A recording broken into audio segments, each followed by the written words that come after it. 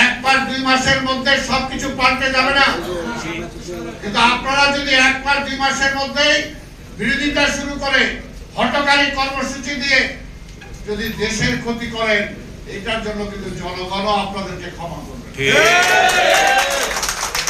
বারবার আমরা বলেছি জনগণ কারো কেনা নয়। তখন কি বলেছেন নির্বাচনের আগে? এই বিএনপির বিরুদ্ধে অনেক অপপ্রচার করেছেন।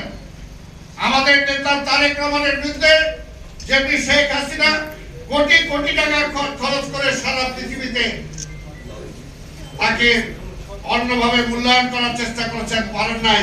আপনারাও এই নির্বাচনের আগে বিএনপির বিরুদ্ধে অনেক অপপ্রচার করেছেন, অনেক ভোট বাহিনী সৃষ্টি করেছেন এই ঢাকা মহানগরীতে, আমরা দেখেছি। আজকে বলতে চাই আমরা অবশ্যই নির্বাচন চাই, কিন্তু নির্বাচনের আগে ঢাকা শহরে নতুন করে ভোটার তালিকা আমরা, যারা ঢাকা শহরে থাকেন তারাই ঢাকা শহরে ভোটার হবে। অন্য জায়গায় থাকবেন আর ভোটের সময় ঢাকা শহরে এসে ভোট দিবেন, এটা